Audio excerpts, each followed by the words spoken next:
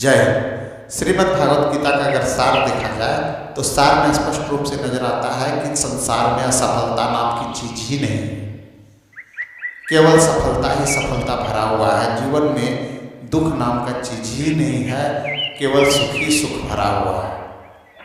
इसकी ज़्यादातर पंक्तियों में नजर बस यही आता है कि हम लोग सुख और दुख स्वयं बनाते हैं, दुख को भी हम लोग स्वयं ही जो है उपजाते हैं, उसकी खेती करते हैं हम लोग जीवन में। ये हमारा मस्तिष्क जो है इसमें बहुत तरह की बातें जो है भरी होती है। इसमें कुछ बातें हमें सुखद अनुभव कराती है तो कुछ दुखद अनुभव कराती है। हमारे अंदर बुद्धि होती है और बुद्धि हर समस्या का समाधान करता है, और जो समस्या का समाधान नहीं हो पाता तो वह हमें दुख की ओर ले जाता है। तो आखिर बुद्धि का नाश कैसे होता है? तो बुद्धि का नाश क्रोध से होता है। क्रोध कहाँ से उत्पन्न होता है? तो कामनाओं से की पूर्ति जब नहीं होती है, इच्छा की पूर्ति नहीं होती है, तो क्रोध उत्पन्न होता है।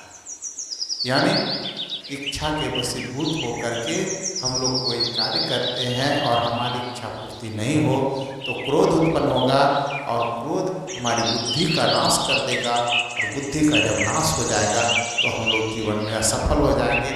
अर्थात कामनाओं को अगर हम लोग छोड़ दें तो जीवन में हमेशा हम लोग सफल होंगे, हर कदम पर सफल होंगे। यह हमें श्रीमद् भागवत गीता से हमें प्रसंग से जो है यह प्राप्त होता है। आप स्वयं इसमें जो है महसूस कर सकते हैं कि भगवान श्री कृष्ण को जो उपदेश दे रहे हैं तो उसमें जो है इस बात को बार बार रख रहे हैं कि आप जैसा कर्म करेंगे वैसा आप फल को प्राप्त करेंगे। अतः आप कर्म श्रेष्ठ कीजिए, फल भी आपको श्रेष्ठ मिलेगा। यह गीता का ज्ञान है, और गीता के अनुसार संसार में जो है कर्म ही सबसे ऊपर है। कर्म ही हमारा भाग्य बनाता है, और भाग्य को हम लोग बोलचाल की भाषा में जो है एक तरह से बोला जाए तो फल बोल देते हैं कि हमको कर्म का ये फल मिला। फल नहीं, वह हमारा भाग्य हम लोग बोल देते हैं उसको, तो वो भाग्य नहीं, वही हमारा कर्म का फल है। और जैसा हम कर्म करेंगे वैसा हमें फल की प्राप्ति होगी। श्रेष्ठ कर्म श्रेष्ठ फल, निम्न कर्म निम्न फल, यह शुरू से बनता आया है।